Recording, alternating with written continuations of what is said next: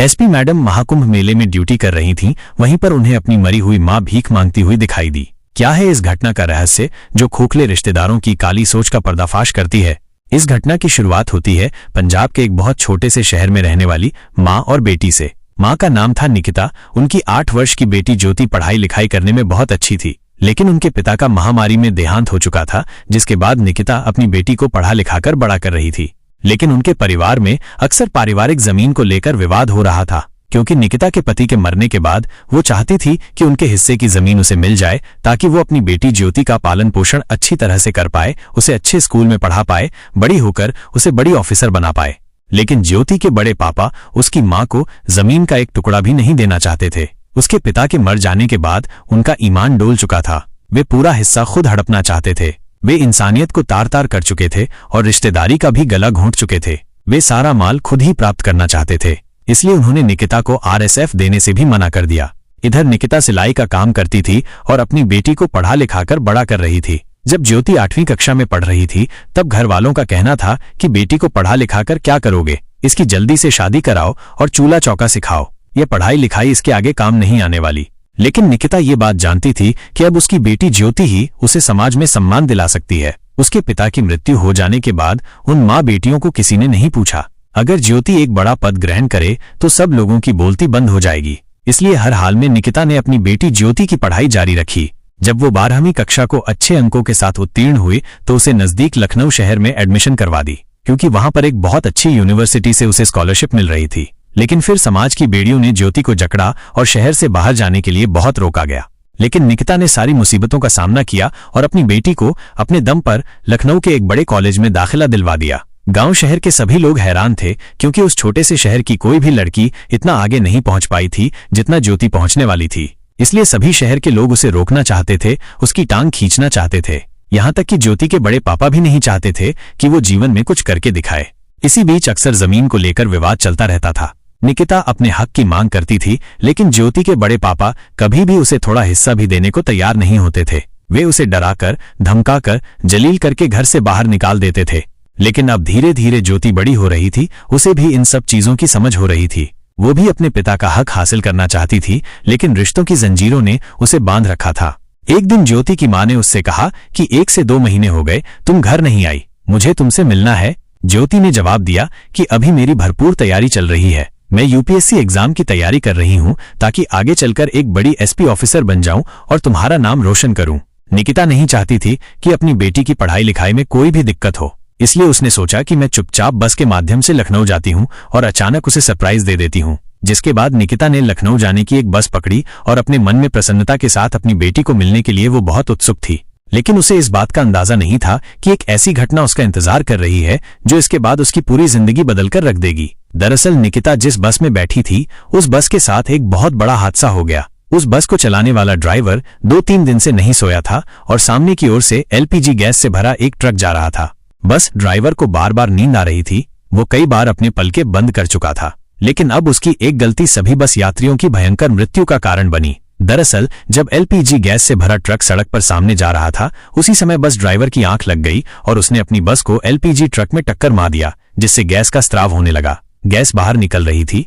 इसी बीच एक ऐसा धमाका हुआ जिससे सभी लोग चारों खाने चित्त हो गए। तकरीबन आधे से 1 किलोमीटर तक उस भयंकर धमाके की आवाज सुनाई दी। आसपास जो कारें खड़ी थीं, वो सब उस धमाके की चपेट में आ गए। उस समय निकिता के साथ उस बस में 45 यात्री मौजूद थे और 20 यात्री उसी समय जलकर मर चुके थे। यहाँ तक कि निकिता की हालत भी बहुत गंभीर थी। निकिता का शरीर जल चुका था। अब समय था इस दुर्घटना के बारे में परिजनों के आने का। सरकार हर दुर्घटनाग्रस्त व्यक्ति के परिजन को बुला रही थी, लेकिन किसी के पास भी ज्योति का नंबर नहीं था। यहाँ तक कि ज्योति तो जानती भी नहीं थी कि निकिता बस के माध्यम से उसे सरप्राइज देने लखनऊ आ रही थी। तभी ज्योति के बड़े पापा को सरकार की ओर से एक फोन गया, जिसमें उन्हें पता चला कि निकिता दुर्घटना वाली बस का ही शिकार हो चुकी है। वो उसमें लखनऊ जा रही थी और उसकी हालत बहुत गंभीर है। जब उसके बड़े पापा का पूरा परिवार निकिता की हालत देखने पहुंचा तो वहां पर चारों ओर बहुत बुरी और गंभीर स्थिति थी। कई लोगों के बॉडी पार्ट जल चुके थे, कई लोग अपने हाथ पांव खो चुके थे। तकरीबन मरने वालों की संख्या 45 में से 25 हो चुकी थी और निकिता भी एक एम्बुलेंस में घायल अवस्था में मौजूद थी। तब उसके बड़े पापा ने इंसानियत को शर्मसार करने वाली एक ऐसी घटना को अंजाम दिया जिसे सुनकर आपकी आंखों में से भी आंसू आने लगेंगे। ज्योति के बड़े पापा ने ये सोचा कि ये तो आज नहीं तो कल वैसे ही मर जाएगी। अगर किसी तरह इसे बचा लिया गया तो फिर से ये मेरे दरवाजे पर जमीन मांगने आएगी। अगर आज किसी तरह इसे मृत घोषित कर दिया गया तो जिंदगी भर जमीन देने के नाम पर छुटकारा मिल जाएगा। उन्होंने निकिता को देखना तक पसंद नहीं किया और सरकार को यह हवाला दिया कि लोगों में हमारी जान पहचान का कोई भी इंसान नहीं है। वास्तव में चंद पैसों के लालच में उन लोगों ने अपना ईमान बेच दिया था, जिसका क्या फल उन्हें आगे मिलेगा ये तो आप पूरी वीडियो देखकर ही जान पाएंगे। कुछ दिनों बाद जब ज्योति अपनी मां को मिलने पुनः अपने छोटे से शहर आई तो उसने देखा कि घर पर तो ताला लगा हुआ है। अपनी मां को इधर उधर ढूंढते ढूंढते जब वो अपने बड़े पापा के घर पहुंची तो वहां से उसे जानकारी मिली कि उसकी मां तो मर चुकी है। अचानक से इतना बड़ा झटका ज्योति सहन नहीं कर पाई। उसे समझ नहीं आ रहा था आखिर ये सब कैसे हुआ। उसने अपने रिश्तेदारों से कहा, आप इस घटना के बारे में मुझे उसी समय बता नहीं सकते थे? क्या मैं इतनी पराई हो गई हूं?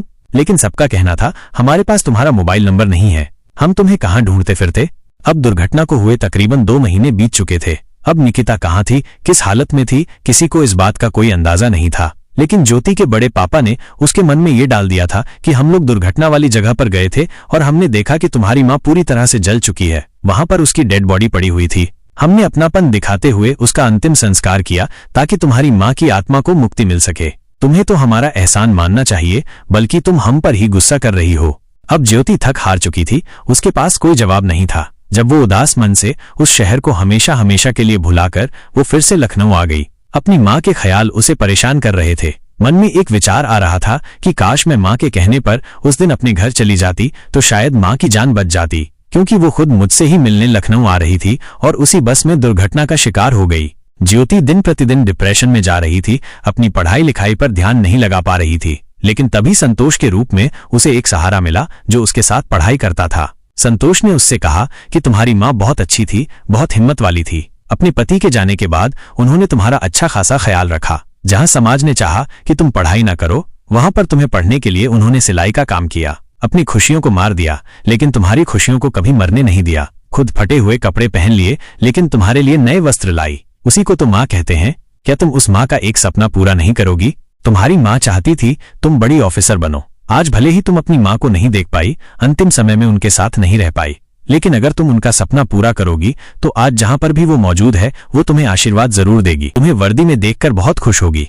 संतोष की उत्साह बढ़ाने वाली इन बातों से ज्योति के अंदर फिर से चिंगारी उठी। वो समझ चुकी थी कि अब जिंदगी में उसे क्या करना है। उसे उसका अपनी मां का सपना पूरा करना है। वो लखनऊ में पढ़ रही थी, साथ में यूपीएससी एग्जाम की तैयारी करने लगी। वो रात दिन एक करके पढ़ाई लिखाई कर रही थी। कभी कभी मन में पुरानी यादें आती थी जो उसे भटकाती थी, लेकिन उसका लक्ष्य अब बहुत मजबूत था। वो किसी भी हाल में नहीं झुकने वाली थी। वो कुछ बड़ा करने वाली थी।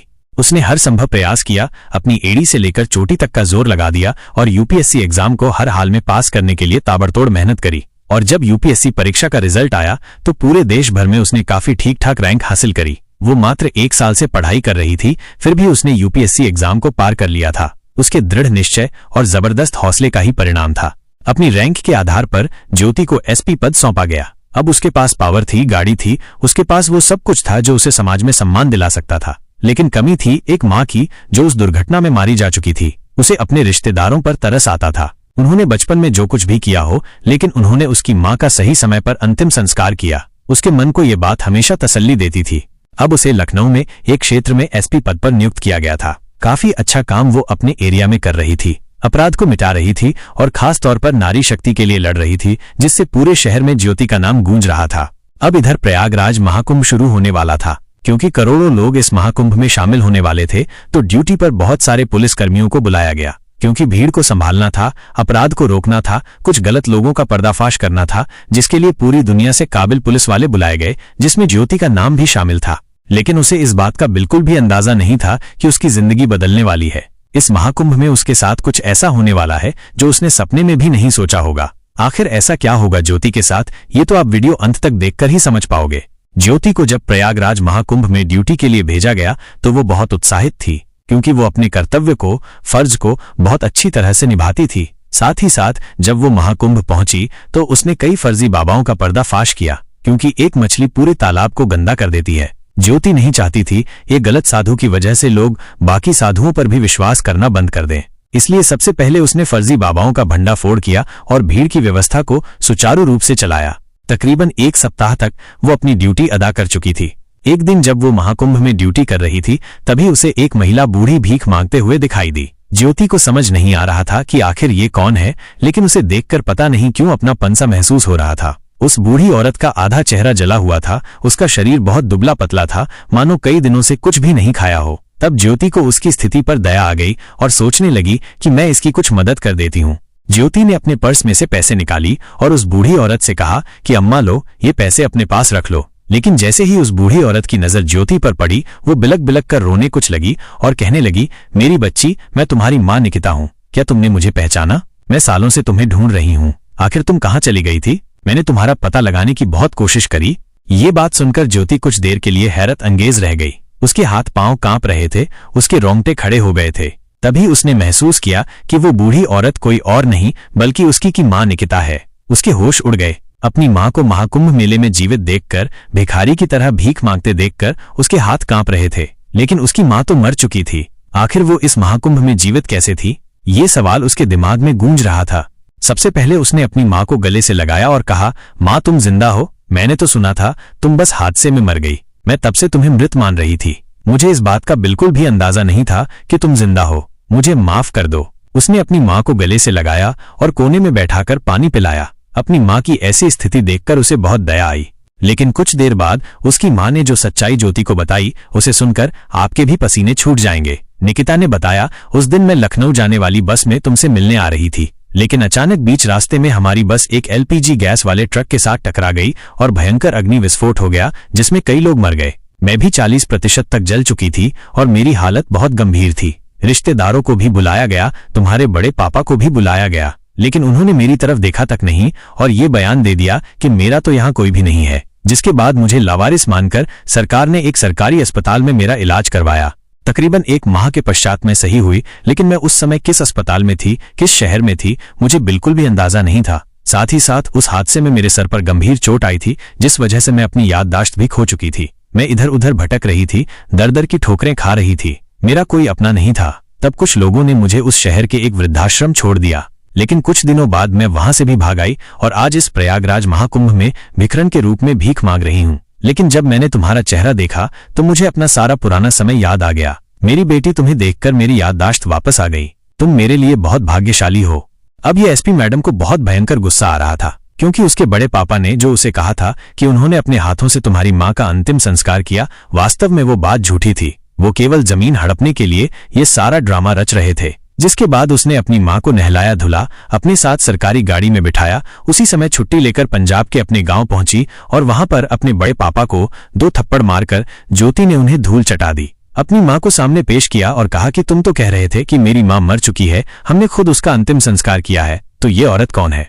जब सभी लोगों ने निकिता को सही सलामत देखा तो उनके भी रोंगटे खड़े हो गए, क्योंकि उन्हें अंदाजा नहीं था कि निकिता बच जाएगी। लेकिन जाको राखे साइयां मार सके ना कोई, ये कहावत यहाँ पर सत्य होती नजर आ रही थी। जिसके बाद सबके सामने यह सच्चाई आई कि ज्योति के बड़े पापा जमीन हड़पना चाहते थे। जमीन का एक भी कतरा निकिता को ना देना पड़े, इसलिए उन्होंने ये घटिया चाल चली थी जो वास्तव में इंसानियत को शर्मसार करने वाली थी।